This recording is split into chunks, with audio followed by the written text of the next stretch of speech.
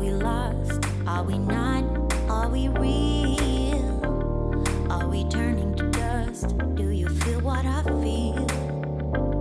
Have we changed? Be healed. You're not saying a word. Oh, it feels so unreal. We lost all ambition for worldly acclaim. With us, nothing moves forward. It just stays the same. Think you know the answer, but you're playing a game. Thought we stayed together, but you don't feel the same, right? I've been thinking about you. If you think about me, are we thinking this through? If we're not meant to be, and you're doubting in me, tell me what should we do? Didn't think you'd leave without a trace. Go find some courage and just say it to my face. Say it to my face. Are we lost? Are we not? Are we real? Are we turning to dust? Do you feel what I feel? Have we changed so damn much? Can we heal? You're not saying a word. Oh, it feels so unreal.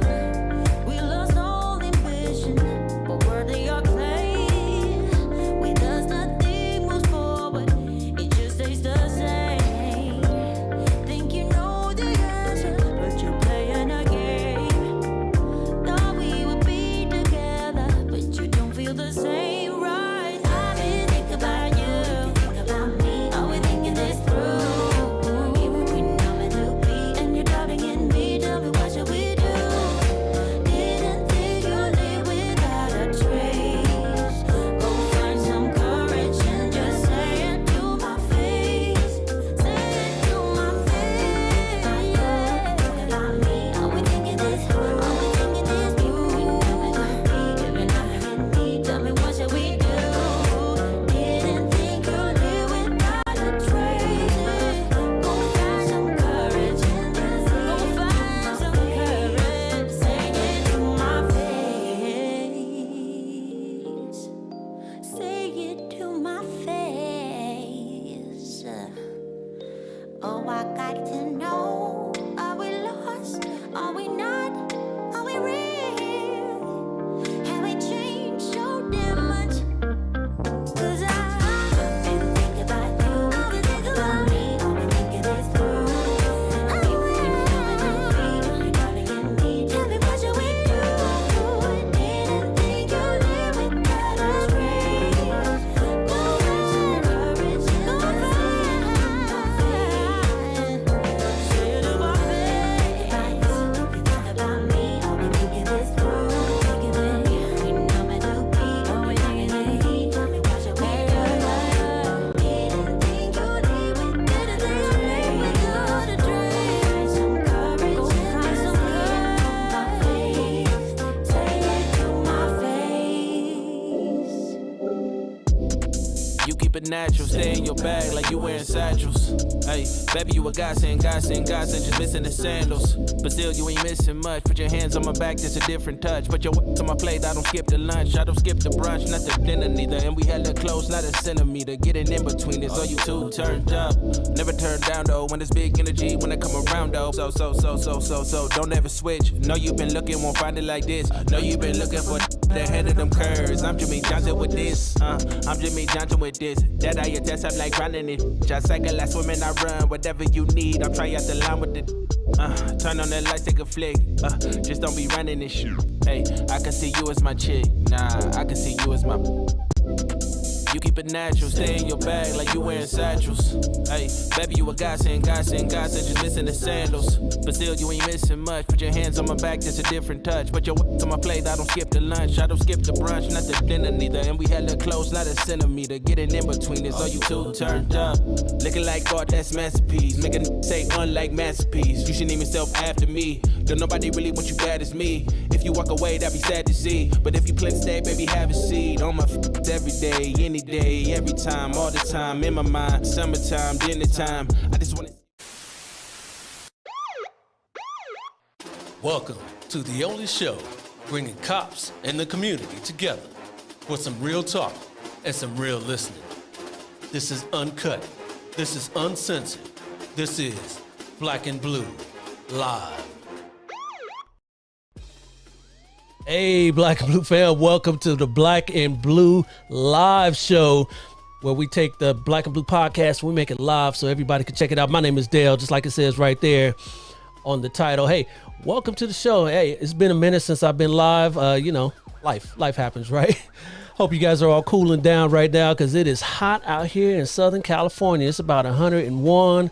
And hey, hopefully you guys are staying hydrated and staying cool, checking out the show out here, staying real cool, because you can see all this blue back here. You know, stay cool with the blue. And hey, wherever you're liking this right now, wherever you're watching this right now, hey, make sure you like the show. We are live right now on Facebook, YouTube, LinkedIn, and Twitter. So make sure that you say what's up, share the show, tell everybody about the show today, because we got a good one here for you today, because we want to talk about leadership in law enforcement. I am in law enforcement, and a bunch of you, I'm sure, that watching the show are in law enforcement. But even if you're not and you're just interested in law enforcement, you wonder how we do what we do, and you want to maybe join in law enforcement if you're thinking about a career and you want to see people that look like you in positions of leadership, well, I've got a bunch of them here for you today. So without further ado, hey, let's get to it. All right, so I'm going to bring on our guest here today. And our first guest here, he is, I'll let him tell you what he is. But let me bring on to the show Marshall LaDon Reynolds. Good evening. How you doing, sir? Good evening. Good. Thank you for having me. Absolutely. Thank you for coming on. Really Yeah, so topic. no, absolutely. So yeah, LaDon Reynolds of Illinois, which is basically the northern half of Illinois. I'm sorry, the northern third of Illinois. It's about 18 counties, includes the city of Chicago, where there's the Dirksen Federal Building, and also there's a federal building in Rockford. Those are two courthouses that we oversee. I spent 27 years prior to that in the Oak Park, Illinois Police Department, retiring as chief, and worked my way through the ranks, and just happy to be here. I appreciate the opportunity. Absolutely. And we'll talk a little bit about the U.S. Marshal Service and what you guys do and how you got to that position. Real quick, before we get the other guest on, why don't you tell me how you got to your position from Oak Park? Sure. So, there's an application process, and I had got word and also read the paper, that there were looking for individuals with a law enforcement background to assume the position of marshal for the Northern District. And so I submitted an application and went through a very rigorous interview process. And fortunately, my name was selected to be nominated. And I was nominated by the president last year, and went through the Senate confirmation process. And here I am. All right. Congratulations on that. Thank you. Love it. All right. Our next guest here, he is a chief of police. We'll let him tell you exactly where. Everyone, please help us welcome to the show, Chief William Penn Jr. Where's he at? Right there. Good evening. How you doing, Chief? I'm good. I hope you are. I am as well. Thank you for coming on. I'm glad to be here. You got it. I'm a fan of the show too. Hey, thank you. Appreciate you. So tell everybody a little bit about yourself and what you do and where you do it. Yeah, William Penn Jr., Chief of Police for Winston-Salem, North Carolina Police Department, fourth largest city in North Carolina. I'm born and raised in Winston-Salem. That's unique to this chief's position. Born and raised east side of Winston-Salem. I've done a little bit of everything in the agency. I've been undercover, did the walking beat as a foot patrol officer, worked admin as a recruiting sergeant, and here I am leading the agency of a city I love, leading people I love. So I'm blessed. How large is Winston-Salem? 250,000 people population.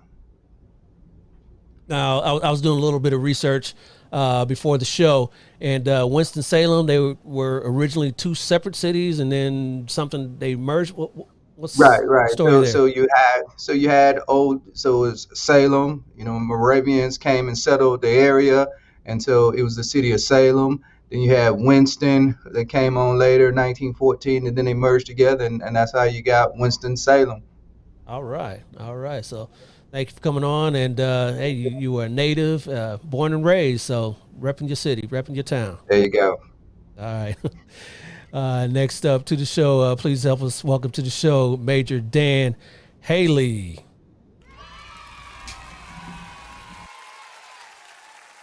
How you doing, Dan? Good evening, everyone. Major Dan Haley coming to you from Kansas City, Missouri, barbecue capital of the world. Just putting that out there. I don't care what Memphis or Texas or anyone else says. I've been in policing a little bit over 28 years. This November will be my 29th year. I'm currently assigned as the Division Commander for Human Resources Division for the Kansas City, Missouri Police Department. Some of my hobbies, I enjoy being involved with. I'm on the board of a charter school. I'm on the board of the Black Community Fund, which does scholarships and grants for African Americans in the Kansas City metropolitan area. Nice. Now, Kansas City, this always trips me out about Kansas City is that there's also another Kansas City, right? Yeah, there's a smaller, less popular Kansas City, Kansas. No, I'm just kidding. They're a smaller, very, very nice city as well. But guys we're the Kansas City that you're thinking about. Yes, right. And you Missouri. guys overlook each other. Is it like a river in between, or we're divided by a river? Wow, that's crazy. Yeah, that's crazy. Like St. Louis and East St. Louis. Yeah. Okay. And if you know anything about East St. Louis, that's in Illinois, and St. Louis is in Missouri. So that's crazy too. But where the Chiefs at? Which side are they in? Kansas City, Missouri. Okay. This is the Kansas City, the real Kansas City. The real Kansas. Okay, all right. That was a dumb question then, right? Hey, I appreciate you coming on confusing. the show. Yeah. Thank you. And last but certainly not least, everybody, please help us welcome to the show, Captain Brian Spears. Good evening, gentlemen. How's everybody doing? Excellent, outstanding. Tell everybody a little bit about yourself and what you do and where you do it. All right. Well, Captain Brian Spears from San Jose, California, representing San Jose Police Department. I currently oversee our support services division. What that encompasses is we share a jurisdiction with our BART, which is like a public transportation train system. So I have that. I have our community service program, our crime prevention unit, our school liaison, our field training program. So I have a nice monotony group of individuals who I work with, half civilian, half sworn. So prior to that, I was a division commander for our patrol division. Nice. Been at it for. Yes, I was going to say, how long you been with San Jose? All law enforcement experience with San Jose for the past, this is my 26th year. 26. All right. Long timer. All you gentlemen are long timers, I'm sure. Yeah. And for those out there in the audience that don't know, since we talked about Kansas City and where it's located, where is San Jose? San Jose is the heart of the Bay Area. So for everyone, for reference, for the guests, we're about 40 minutes south of San Francisco. So right in the heart of Silicon Valley. Yeah, and it's a big city too. I didn't realize how large it was. It's like, 1 million plus, right? Yes, sir. Yes. Depends on what day we're counting the stats between Austin, Texas. We're either the 10th largest city or between the 10th and the 11th. So we go back and forth. So yeah. And all that to show for it, all you got is the Sharks, the San Jose Sharks, man. I don't know. Ouch. Yeah, that's just cold. I'm a Niner fan, though. I'm a Niner fan, so you guys rep them as well. So that whole area, right? That's right. Yeah. That's right. All right, gentlemen. Hey, I appreciate you, everybody coming on to the show, and hey, let's get to it. All right, ladies and gentlemen. So we've got some dynamic leaders in policing here on the show today. We're going to talk about leading from the front. That's leadership in policing. We've got various ranks here, all in the upper management side of their respective departments. So hey, we want to talk about leadership and how you got there and what it took to stay there and all that sort of stuff. So, hey, gentlemen, why don't you talk about your progression through the ranks and how you got there? Were there mentors involved?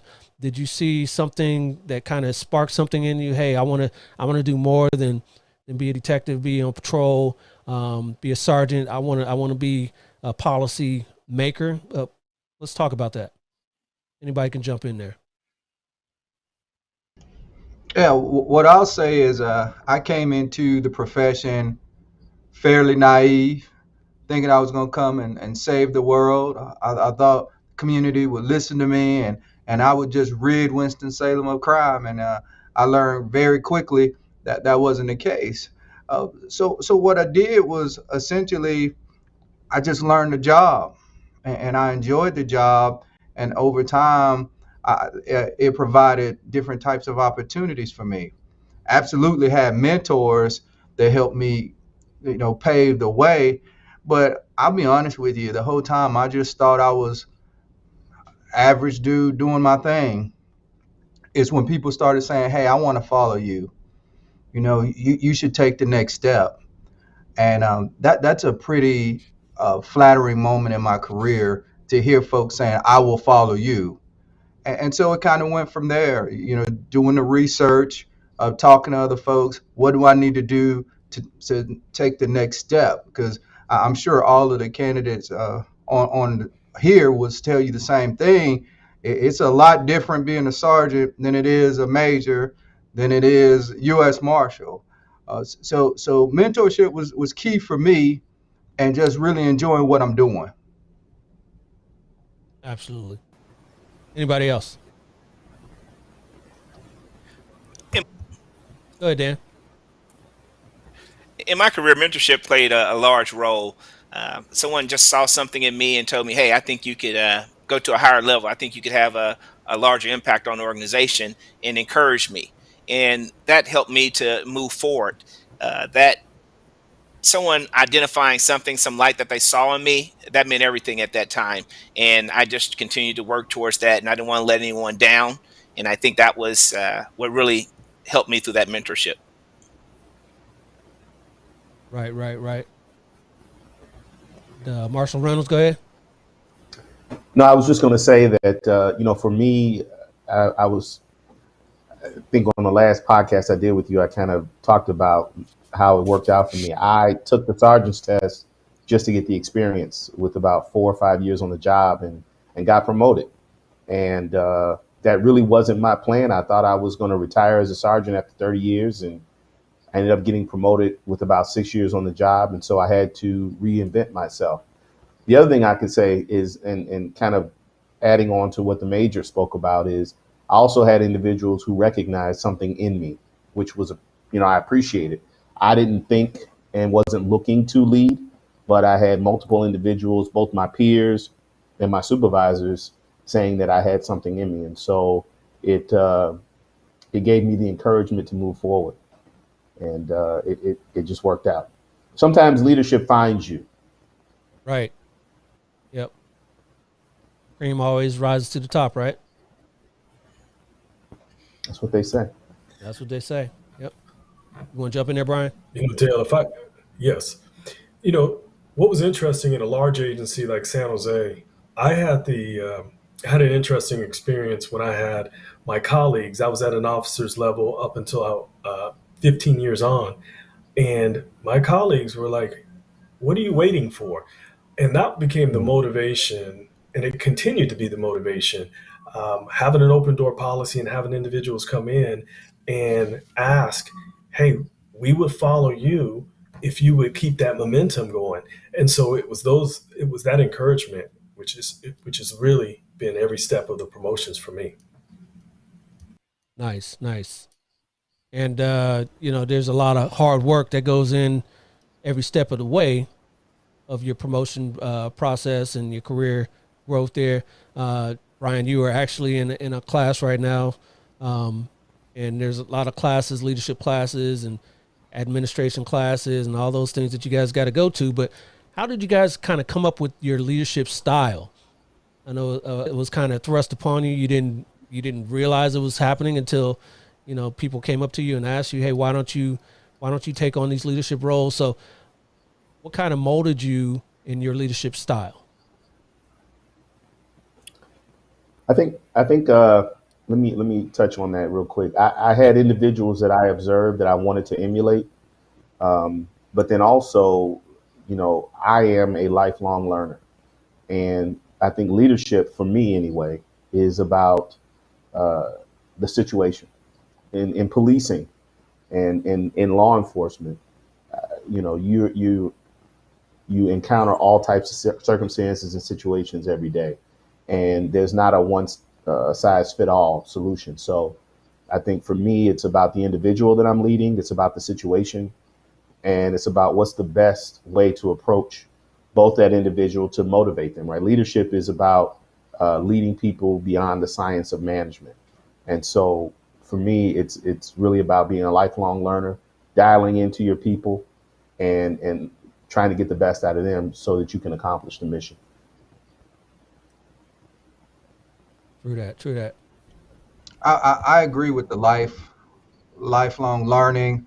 Also caring about your people. And what I found is when you start talking about leadership, we can start getting into some pretty complex concepts. But what you'll see is that when people believe in you, when they believe you care about them, they'll go through a wall for you. And so I think that's kind of molded me into a great leader, but a big part of it too is humility. And I am very comfortable not being the smartest person in the room, not being the smartest person on this podcast, clearly. But when you take on that level of humility, you can continue with the lifelong learning. That is indeed how you continue to learn, and people respect that. Yeah, absolutely. Yep. I've participated, and I'm sure you guys have as well, in lots of sports growing up. And you see, coaches that you model yourself after.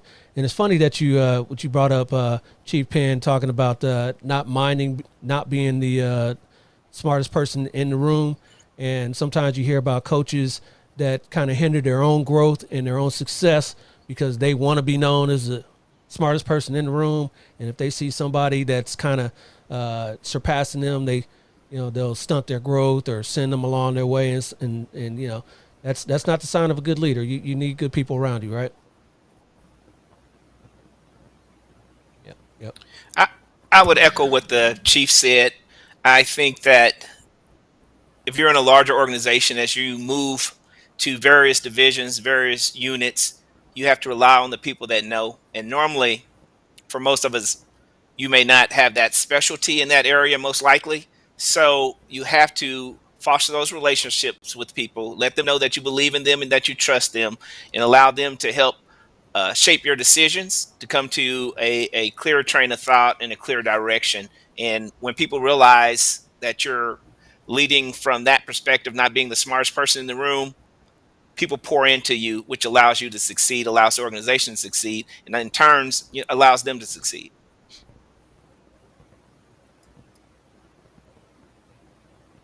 That was actually the concept of leadership that Abraham Lincoln had. There's a book out there called A Team of Rivals. And what he did is when he became the president, his cabinet was full of individuals who opposed him. And a lot of them didn't agree with him. But he knew that they were the right people for those positions. And I think, like what the chief said and what the major said, if you apply that philosophy, you can move, as I did, to any leadership position, applying those principles and be successful in the mission. It is about humility. It is about respecting the fact that you don't know what you don't know and allowing other people to shine, because at the end of the day, we're all working towards the same thing.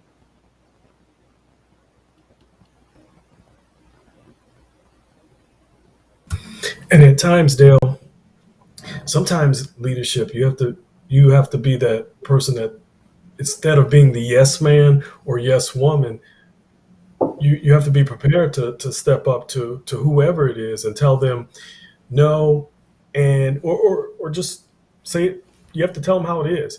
And sometimes you're not a pop decision that in the verbalization that is absolutely necessary at that time. And it's going to take a courageous act, even even though you're going to feel isolated, to make that difference.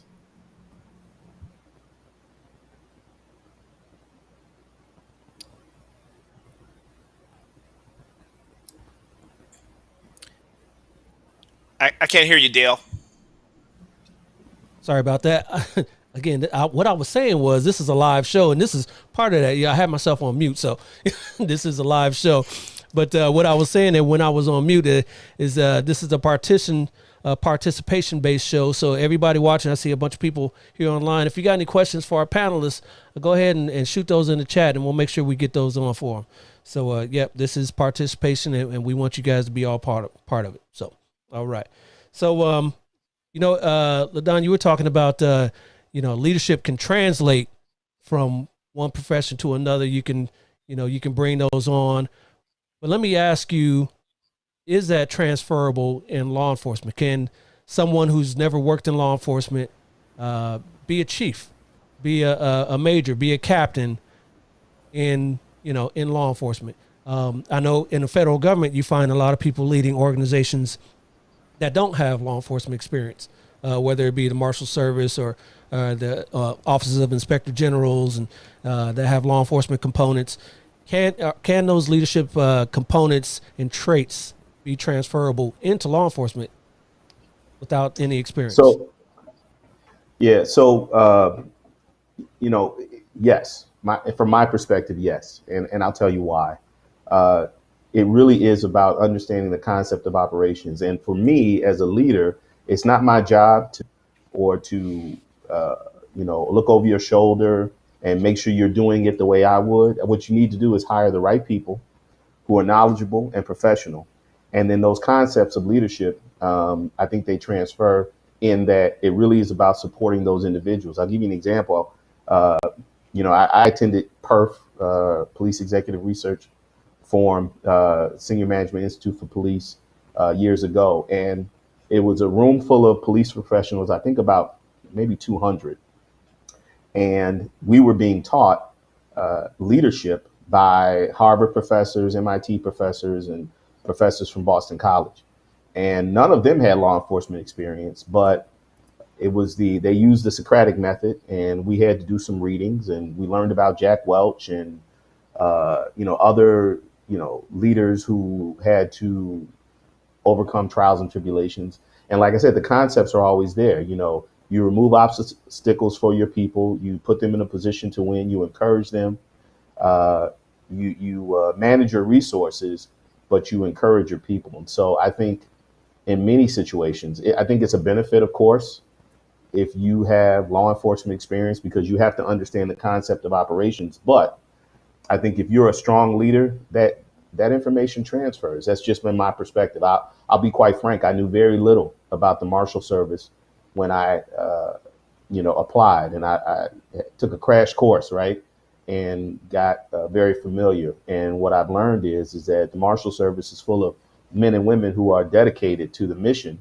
and it's my job to make sure they have the information, right, the executive development, the education, but also remove obstacles so they can be successful. I'm a conduit for them to facilitate the mission.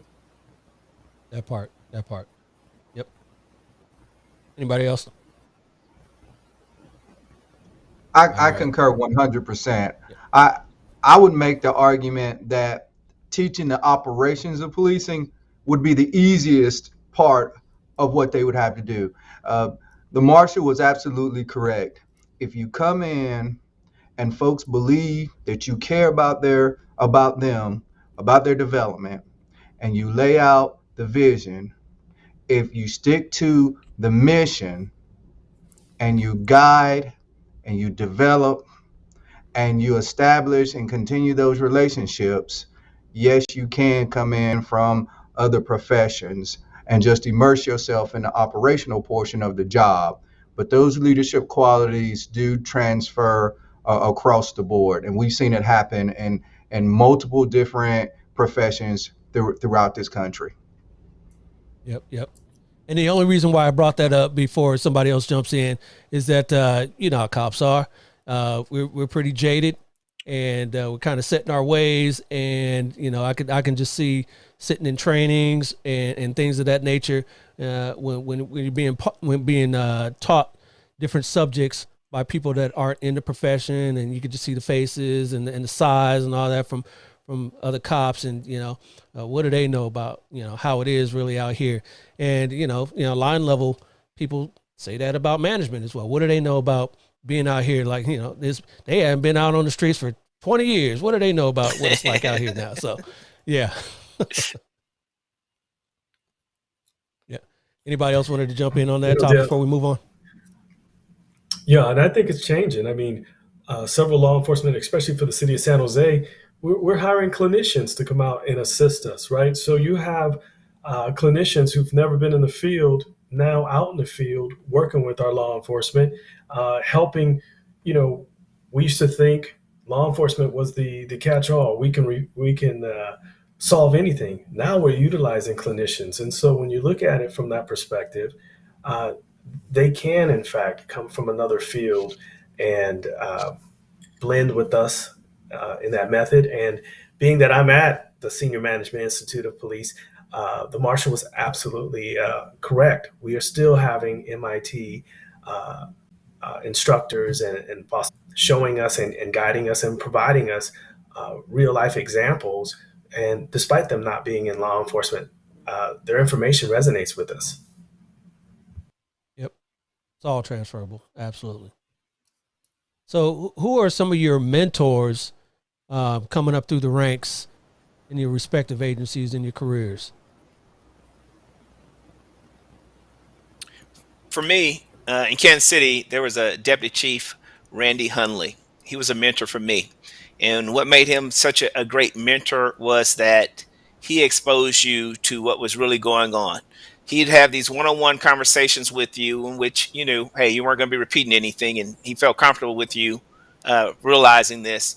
And he would present different situations going on with the department and ask you, hey, how would you handle this? What would you do about this? Then he would tell you what he did and what he thought about it. And you guys could have an actual conversation to help your development. And he was intentional on the questions that he asked you.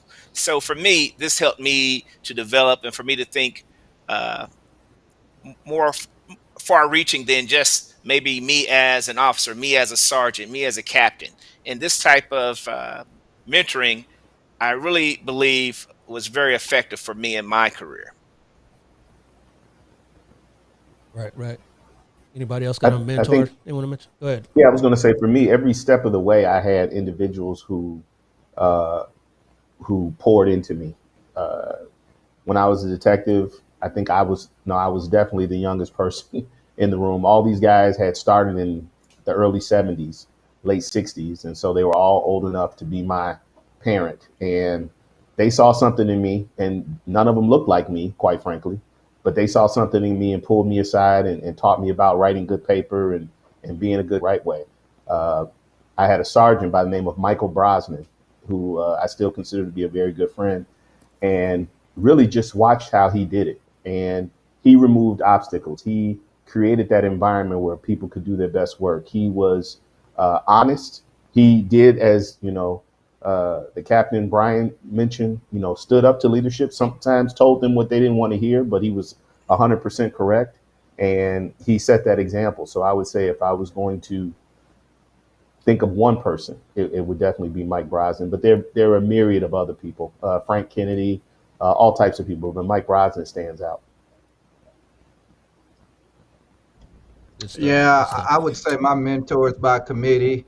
Oddly enough, the chief I replaced, who's now Marshal, U.S. Marshal, Okay. I learned a lot from her. I learned a lot from. I pay attention to what's going on across the nation, looking at different styles, how they're handling things. I see you had Chief Patterson from Raleigh on here not too long ago. I'm paying attention to her. But I tell you what I'm going to do after we get off here. I'm going to be paying attention to the gentleman on this panel with me. Because I do believe you can learn from anyone. I'm learning from my assistant chiefs.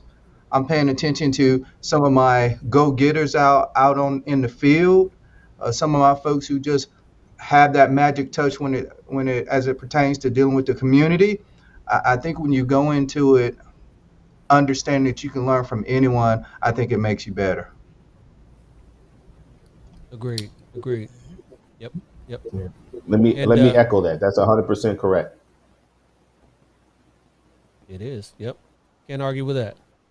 So, this show is called Black in Blue, and all of us here are men of color, and this show focuses on that, and not men of color, but all minorities in U.S. law enforcement, and it's really important to see gentlemen that look like you in these positions of leadership. So, what I wanted to ask you guys: has there anyone in your position ever been a person of color prior to yourself?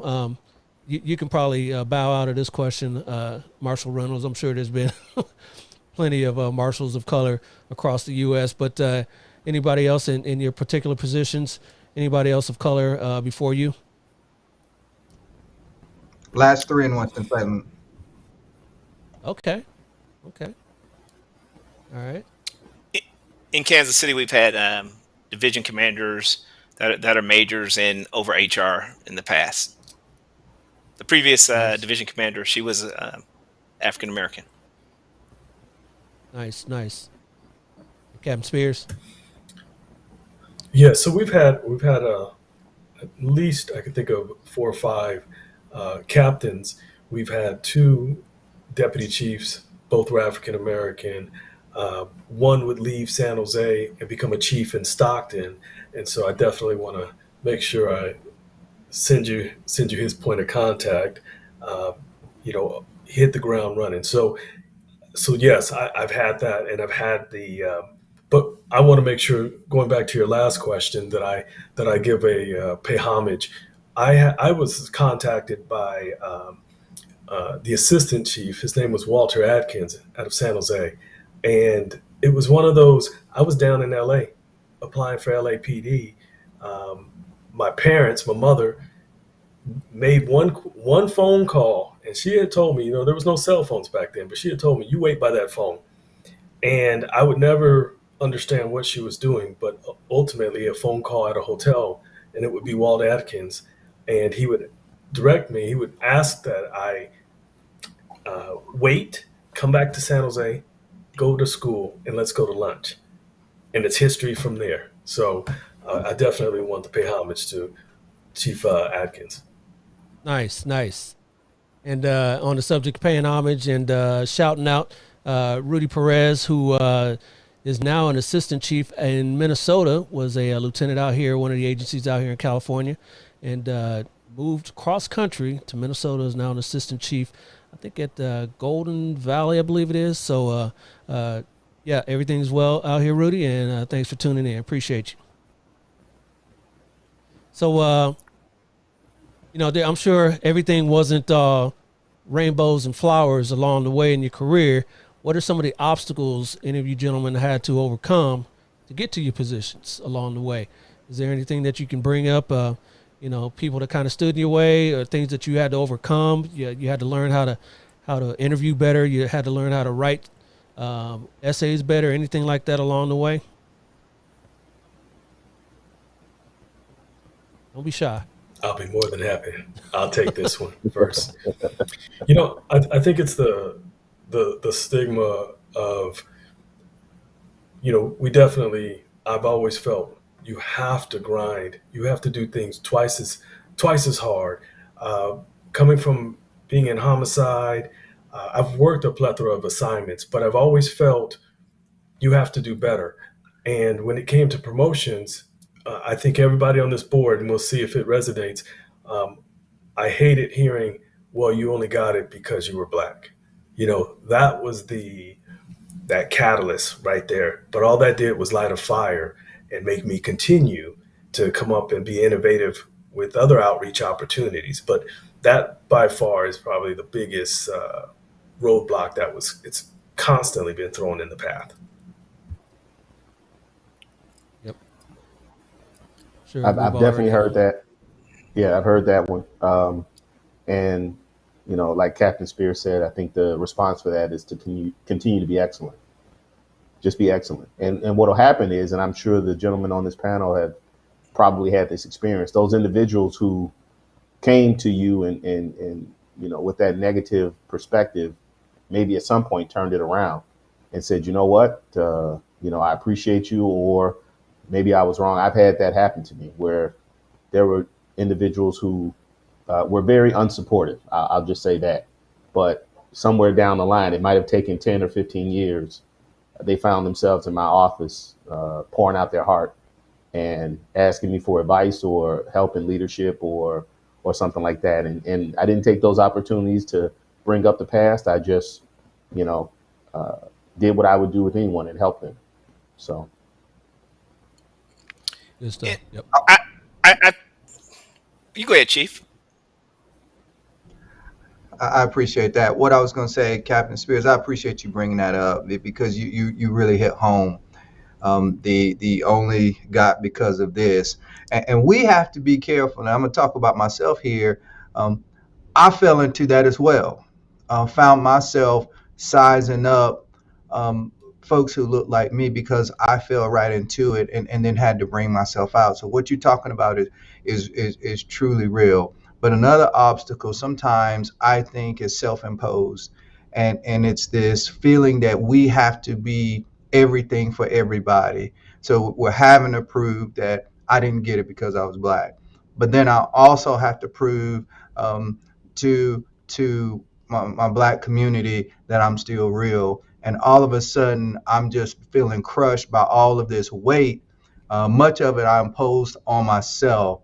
So I really appreciate you bringing that up because it's something we really need to talk about more. And I encourage our folks not to let that get to them. Absolutely. Yep. And I was just going to add that something for me, I'm naturally an introverted person, but as you rise through the ranks, you need to be more outgoing. You need to make sure that you're networking, that you're speaking to everyone, that you're checking on people. Being an introverted person at the top of an organization, or as you move towards the top of an organization, people would just think, oh, that person is kind of stuck up. That person is kind of a jerk or has an attitude. So for me, overcoming myself and being more extroverted, that was one of my challenges. Yep. And I also want to bring up that, what you guys, Chief Penn and Captain Spears were talking about, that you might hear that, you might hear the whispers of he or she only got that because of. I want to flip that and make sure that we don't fall into that as well when, females are now coming up in our professions. And, you don't want to be caught in that rut when a female gets promoted. And that's what we're saying as well. So, everyone's is getting judged on their own merit, hopefully. And let's take it from there, right?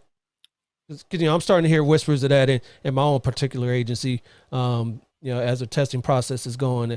So-and-so is probably only going to get this because, they're female. No. They got it. They get this position because they earned it. So let's start there and end there, right? And I think, unfortunately, that's something that goes through probably most organizations, especially when you look at women and minorities. So they only got it because of this, they only got it because of that. And I think as minorities, men of color, we have to make sure that we're supporting each other and not allowing that to be the narrative. That through our support, at least, especially, that's something that we can control, that we support each other. Sometimes in organizations where there aren't many of us there, especially men of color, there's a jealousy that starts to come out where, okay, if this person is selected, that means I can't be selected because we're only going to have one. And that's something that you definitely should push back on. And people that are confident in themselves, they'll have less of those issues. And I think that we have to make sure that as generations come up through our ranks, that we're making sure that they're not falling into that trap as well. Yeah. Interesting that you brought that up, that there can only be one. Says who, right? There's no ceiling. We got to push through it, and it looks like you gentlemen are doing that. So appreciate you on that. Yeah, I think those individuals who maybe look at various minorities or maybe a female who ascends through the ranks and thinks they only got to be. It's more of a reflection on that individual. their insecurities, right? And so I agree. We need to move past that because the bottom line is we want to make sure we have the best individuals in the best positions doing the work. And if we do that, we do the recruitment and we educate people, the right people will rise to the top. So we have to quiet that noise and continue to push forward. Absolutely. Absolutely. And again, on the flip side, though, we still need to make sure that everyone's given these opportunities to ascend as well, whether it be people of color and females as well. So LGBTQ, whatever it is. Yes. Yep. Yep. So that's why I think that all agencies need to have a comprehensive education and development policy to give people those opportunities so that they have the information. I think that's key. Agreed. Yep. So let's talk about Dale, operationally. Yeah, go ahead real quick before we move on. Go ahead, Cap. Oh yeah, no, I'm sorry. I just want to add, even for us, and on that reverse, Chief Anthony Mata out of San Jose, one of the beauties is he looks for the underdogs, and he then starts asking us to help bring up these underdogs, providing training. My chief sent me a Noble, where Noble was helping with other for officers and sergeants to prepare for the promotions, and he obtained the information, sent it to me. We were able to get some of our female African Americans detectives in these trainings, and it was a big push. He says, "I want to see them there." So then, I will say that we're making progress forward. One of our deputy chiefs of investigations, I called him and said, "Hey, Deputy Chief Ligorio, I need assistance with this." He just took his credit card, paid for it, and so we're seeing that momentum. So we don't have that left behind. We don't have these future leaders. We're not just passing them in the dust. We're fostering that relationship to produce them. So I want to make sure I recognize them. Yes. Love that. So, as leaders, I'm sure you guys have all had to deal with devastating situations in your own organizations. The most devastating being a death of a member of an organization. How do you guys handle situations like that? A sudden tragic death. We've had situations recently where, officers have died in the line of duty. How do you guys handle that as leaders of your organizations? I think you have to be proactive. And for the first time in the history of this profession, we really are stressing wellness holistically. Yep. And by doing that, we're preparing our folks for all that comes with doing this job. I was an assistant chief. However, I was in charge. My boss was off, so I was the acting chief when one of our employees committed suicide. And what you saw was just how it affected everyone. And you, as an agency, as a leader, you have to be prepared to handle that. You have to be prepared to give folks what they need, and you have to be human about it. It's tough to send people back to work after they've experienced something so traumatic. So getting in on the front end and helping your folks be able to cope with these tragedies is probably the best thing a leader can do, because there's no training for how to deal with it once it occurs. Yeah. I think a culture of wellness. I'm sorry, go ahead, please. Go ahead, Dan. In Kansas City, we have HR processes to deal with in the line of duty deaths, and we've had some recently, and we have a real focus on officer wellness. That's a big part of it. So that's really helped us as an organization to try to work through these tragic situations. But we follow a process. Yeah. And Marshall Reynolds, go ahead. No, just echo what the major and the chief said. You need to really establish a culture of wellness. In the Marshal Service, we have a team that will come out and respond. But not only that, the director is pushing, officer wellness, a holistic approach to making sure that our people have the information they need, the psychological first aid. They have outlets. We have, through human resources, we have employee assistance programs, things of that nature. But you really need to be proactive. And you also need to create an environment where if someone observes their peer or a member in crises, they know where to go to get that person some help. And so if you create that culture of safety within the organization at every level of the organization, you can really, try to either prevent or, mitigate these situations as best as you can. And I think across the nation, if you look at departments, a lot of them are looking at officer wellness units, and that's really been helpful for a lot of agencies that I'm aware of. Yeah, officer wellness is a big one that we've all been pushing for in recent years because the machismo part of us, where we as men, we don't speak up and we let these things fester. That's so 1990s, right?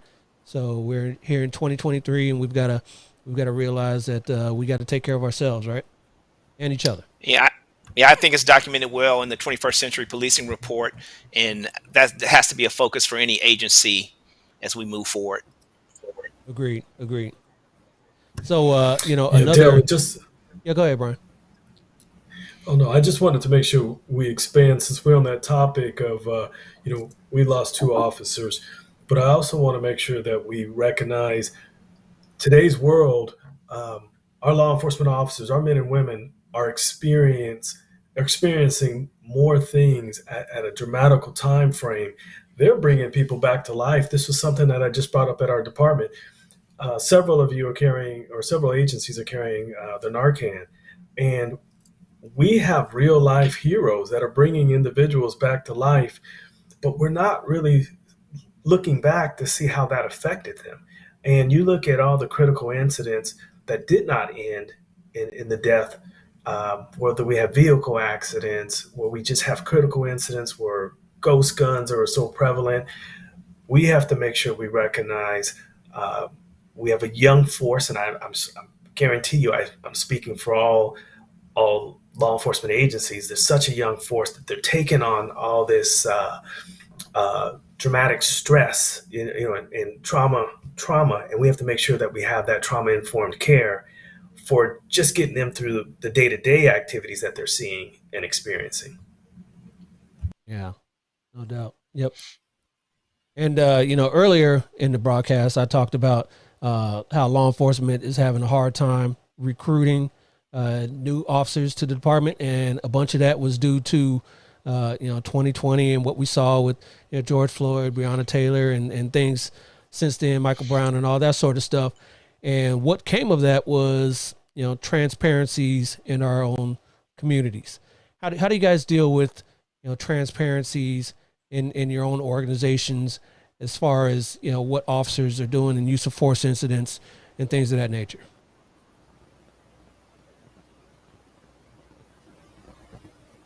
And somebody jump in there. Go ahead, Chief Penn.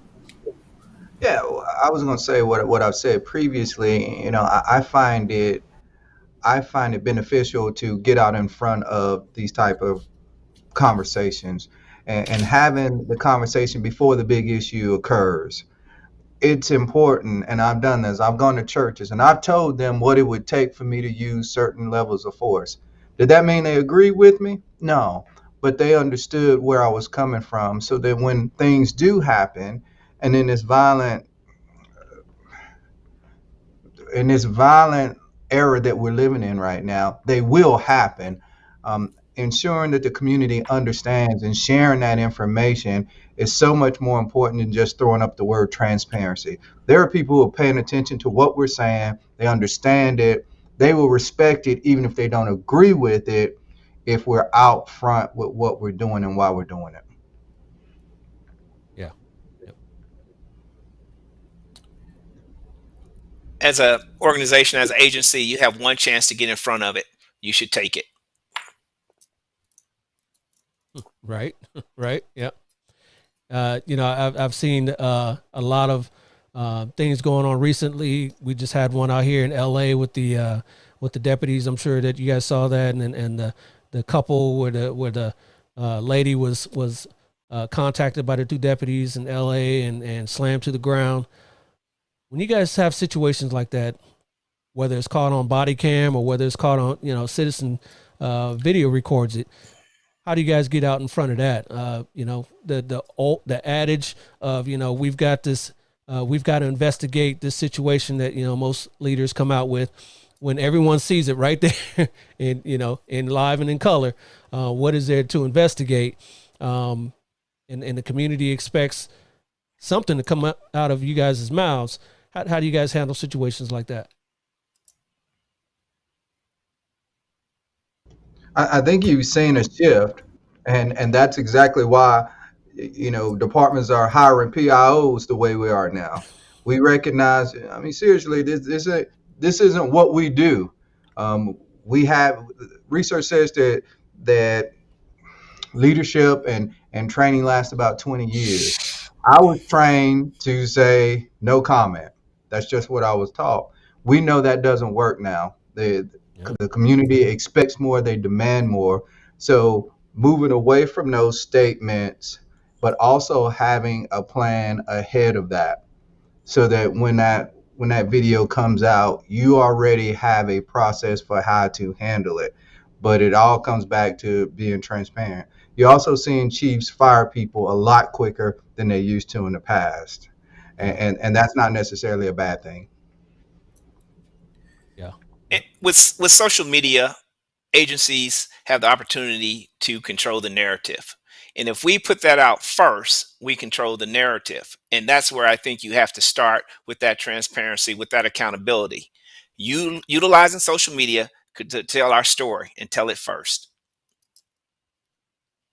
Yeah. Yep. Good or bad. Yeah. Good or bad. Yeah.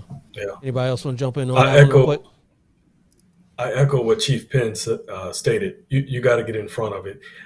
Recently, in terminating officers based off of their behavior, it sends a message. And what our chiefs have done is we had a couple of incidents which led to termination. Not only did they take it, it was information that was in the public, but more importantly, he came to briefings to make sure that it was addressed and gave patrol officers the voice. Our assistant chief was side by side with me. He walked in, smiled at me, and he greeted everyone. He says, "Do you have questions?" And the chief and the assistant chief made sure that on both sides we addressed the community, but more so we also addressed the officers, because that balance, right? That balance is absolutely imperative. Because we still have the perseverance has to occur. So, yeah, agreed. Ed, LaDon, you're muted. Just let me take another tangent on this.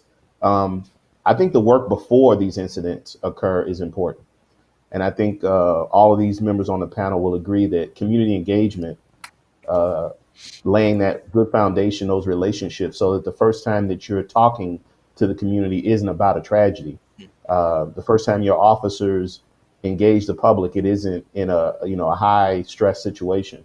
So having your officers embedded in the community, participating in community activities, getting out, getting to know people, walking the beat, riding your bikes, those are the things I think that really matter when we have these incidents. It's important to put things in the bank, right? You got to put those positive interactions in the bank, so that when something complicated happens, they have trust in the individual that you're going to have, a good perspective and be honest with them. So I think the work beforehand is important, just as important as being transparent when the incident occurs. Agreed. Let me get a comment on here real quick from Michael Aiken. Says, as an agency, if you don't get out in front of the issues, someone else will tell your story. Who will it be? That's what Major Haley was talking about. Yep. Get out in front of it and control the narrative. 100. All right. And, you guys have all had trying situations as leaders in your organization. But what can be done to help kind of destigmatize our profession right now, to kind of draw people in to be to take over for us when we're gone? How can we kind of destigmatize the profession right now? We got to tell our story. We got to talk about the nobility of the job. We got to talk about, if you want to make a difference in the community, this is the perfect job to do it. We have to be inclusive. Look, we're looking for the person who used to talk too much in school. We're looking for the person who used to play Rubik's Cube by themselves. There's a place in this police department. We have to be inclusive. And again, going back to the last conversation, is tell our story. It's not like it is on television. It's not like the media portrays us all the time. We have to be loud and proud, but we got to make sure our officers are playing along too. Oftentimes in my organization, when we talk about putting the social media stories out there, they shy away from it. They have to understand that that's recruiting, and that's the best type of recruiting, is when we're telling our story. Okay. Anybody else? Dale, I think we're such a modest group from the top down, and we don't want to tell our stories. However, they're absolutely they're absolutely important. To have an understanding, for your children to understand what you do for a living and the why factor. That's what's going to keep producing these generations and the up and coming generation, taking them out to the streets, walking around, showing them the increment of arresting someone is such a small, minute part of this profession. The interaction and the ability to communicate, right? The $1 million mouthpiece is where it's at. That's everything. And then how we treat individuals, us as minorities, that being treated in a certain way with dignity and respect, that goes back, in the age of time. Mm-hmm. And so when we start showing and we continue to preach that from the academy up, from where our ranks are down, that respect will start making that life-altering changes where people want to be involved in law enforcement, make those changes, not sitting there with this attitude and treated,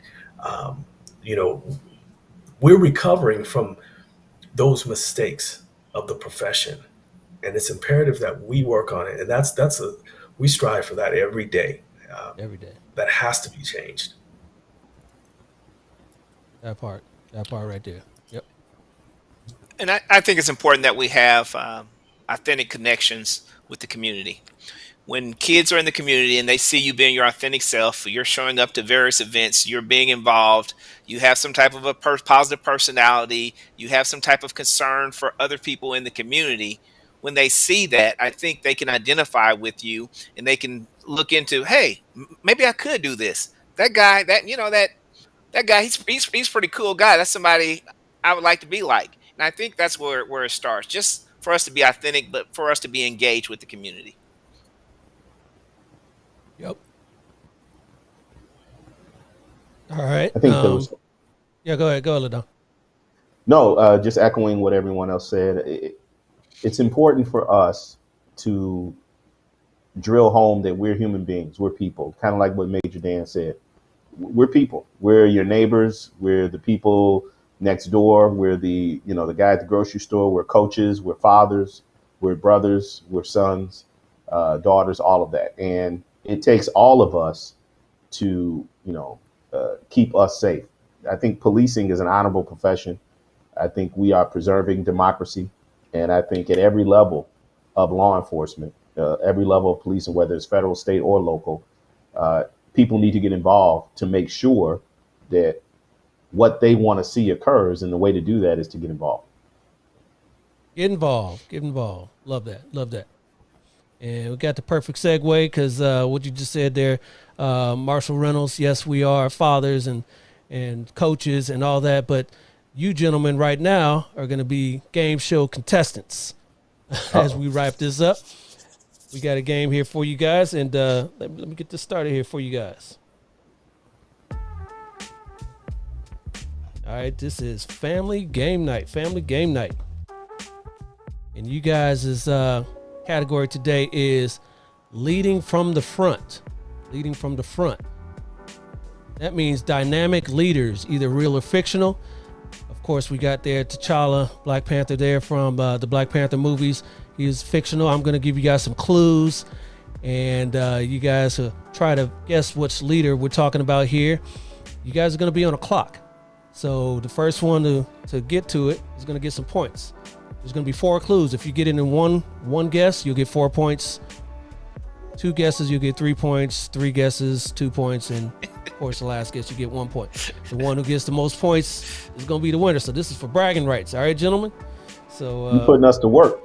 You're putting you here to work, but hey, you guys should get these here. And we'll get you started here with the leader number 1. We'll turn on the timer here. So your name is your buzzer. And I will throw out the first clue right here. Here we go.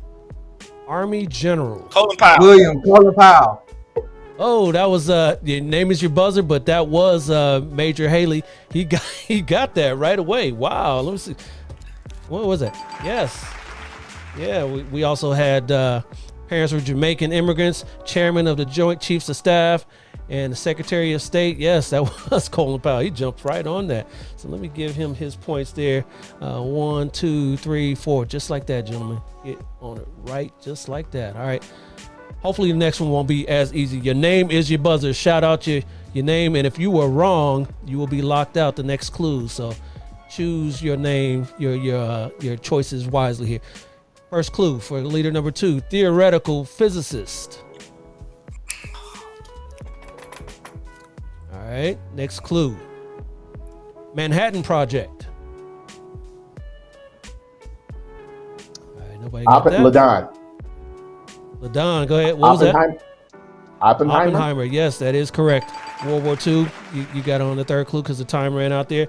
Next clue was World War II and current movie about him. Yes, that would be Oppenheimer. All right. So get you a couple points there. All right. So we've got LaDon with 2, Chief Penn and Captain Spears with 0s on the board, but we'll get you caught up here. Here's your next one here. Super Soldier. LaDon. LaDon, go ahead. Captain America. Oh, wow. Yes, that is Captain America. His real name is Steve, that being Steve Rogers. Shield, you might have gotten that one. And the first Avenger, yes, that is Captain America. Yes, you got 4 points out of that. 1, 2, 3, 4. All right. Yeah, just like that, gentlemen. Come on, jump in here. Jump in here. Here we go. Here's your next one. Leader number 4. Yep, where we go? Here we go. Lawyer turned judge. William Go ahead. Thurgood Marshall. That is incorrect. You are locked out of all the rest of the questions here. Staunch advocate for women's rights. All right. Second woman to ever hold her position. LaDon. Clue here. Supreme Court. LaDon, go ahead. LaDon. Ruth Bader Ginsburg. It is Ruth Bader Ginsburg, yes. Yep. I was going to say RBG, but I didn't know if you would take that. Yeah, you can say RBG would have worked. RBG would have, the notorious RBG, as she was known as well. So you got your point there. You got 7, and you still got 4. Come on, gentlemen, get these donuts off the screen here. Your next one here. Leader number 5, Michigan State University. Nobody. All right. 5 rings. Go ahead, William. Go ahead, William. Irvin Magic Johnson. It is Irvin Magic Johnson, yes. Next clue would have been No Look Pass and Showtime. Yes, that is Irvin Magic Johnson. You got 3 points for that. 1, 2, 3. All right, good way to get on the board.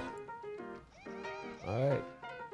Next leader here, we got New Deal. LaDon. FDR. It is FDR, yes. Next clues would have been 4 terms. He was 4-term president. struggled to walk. But not too many people knew he had crippled his legs there and used a wheelchair. And he's the 32nd president. Yes, that is Franklin D. Roosevelt. You got that on the first guess. We got 1, 2, 3, 4. You are running away with this. 11 to 3 to 4. Come on, Captain. Come on, Captain. Get you on the board here. You still got time. Still got time. Next leader here. Played for only one team. Ladon. Right? Ladon, known as the captain.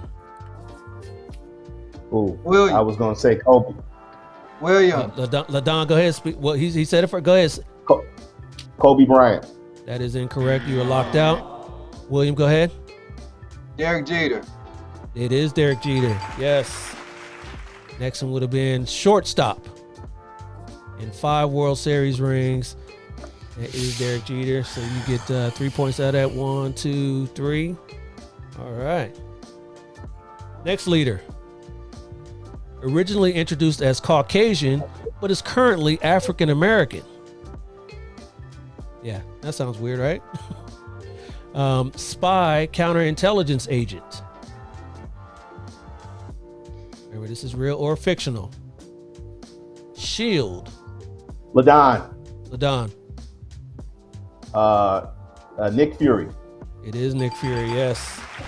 Next would have been Samuel L. Jackson. It is Nick Fury, so we got 3 points out of that. 1, 2, 3. Would you have gotten that one, Captain? Not in a long shot. Yeah, most people don't know it. In the comics, he was originally the Caucasian gentleman right there, but has since been introduced as African American. You still got time. Still got time. A few more here for you. Next leader. Second woman to ever hold her position. William. Secretary of State. Go ahead, William. Condoleezza Rice. It is Condoleezza Rice. Yes. Secretary of State, College Football Playoff Selection Committee. She is part of that. And President George W. Bush administration, Condoleezza Rice. All right, so you got 3 points out of that. 1, 2, 3. On the board here, Captain. At least get on the board. Leader number 10. I think there's only 3 left, so here we go. 6th round draft pick. William. Tom Brady. Oh, wow. That was a dead giveaway, huh? Next one, there's 7 rings. I'm sure you probably would have gotten that. Giselle. And quarterback, that is Tom Brady. First, we got 1, 2, 3, 4. You are 1 behind Ladon now. Maybe you can catch him. Your next leader here has gone where no one has gone before. Ladon. Dan Haley. I think that was Ladon who said it first. Captain Kirk. William Shatner. It is Captain. It is Captain Kirk. Middle name is Tiberius. James T. Kirk. James Tiberius Kirk. Best friend doesn't show his emotions much. That's Mr. Spock being Vulcan. And Enterprise. That is Captain Kirk. You got that on the first guess. 1, 2, 3, 4. You now have 18. At least I knew that one. Hey, at least I knew that one though. At least you do.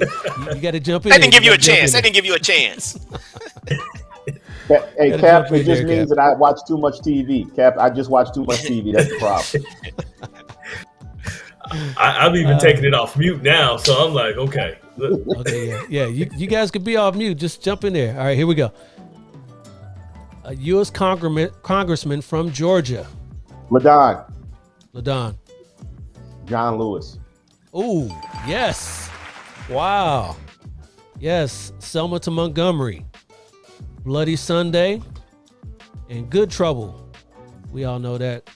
That's from John Lewis. 1, 2, 3, 4. You've got 22. And this is just all for pride here, Captain. Your last one. The last one here. Come on, just for pride, get on the board. Let's see if you know this one.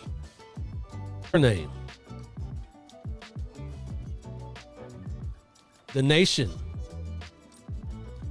You got this. Civil rights leader. Come on, they try to help you out here, Cap. Come Malcolm on. X. No, we're gonna say Malcolm X. It is Malcolm X by any means necessary. Yes,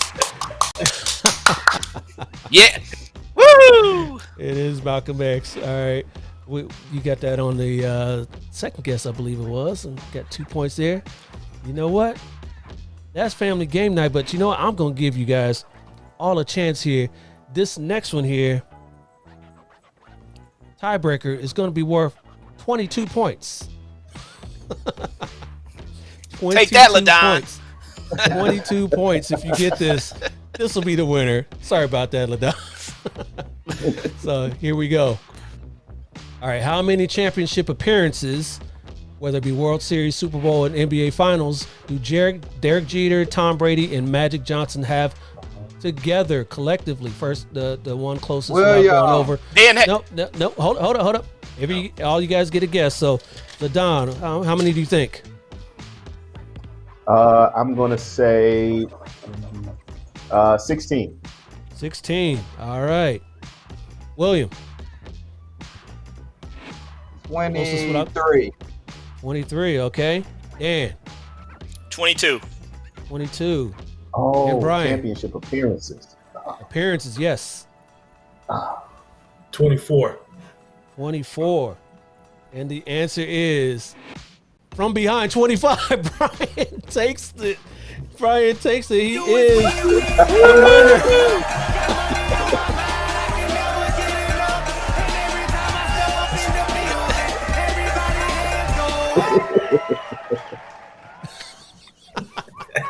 Wow. It's not where you start, it's where you finish. It ain't where That's you right. start is where you That's finish. Yes, that was a 22-point questionnaire. And so he finished with 24, and LaDon, you Don't finished call it a 22. comeback. Been here for years, right? Hey, gentlemen. Hey, I appreciate you guys coming on to the show. How about some words of wisdom before we get you guys out of here? We'll start with you, LaDon. First of all, I appreciate this opportunity, being on this distinguished panel. You always are a class act, Dale, and your platform here is, I think, doing a lot for the profession. The only thing I would say is that policing, law enforcement is an honorable profession. There are a lot of agencies, almost 18,000 across this country, and the small number of negative incidents that we come across, they're all one too many, of course.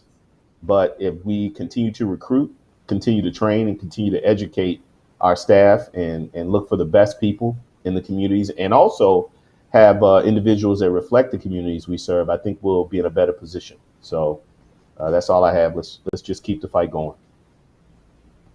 All right, keep that fight going. Chief Penn. Thank you, Dale. I appreciate what you did. I appreciate you having me on. And since barbecue was mentioned earlier, I just want to let it be known in Winston-Salem, home of Krispy Kreme donuts and Texas Pete hot sauce. Yeah, I said it. Texas Pete hot sauce is from Winston-Salem, North Carolina. But with that said, I want to echo the sentiment of the nobility of the profession. I also want to encourage those in the profession to keep up the good fight. I know it's been a rough couple years, but the communities need us and they want us. What I would say to the community is we can't do this by ourselves. It starts in the home.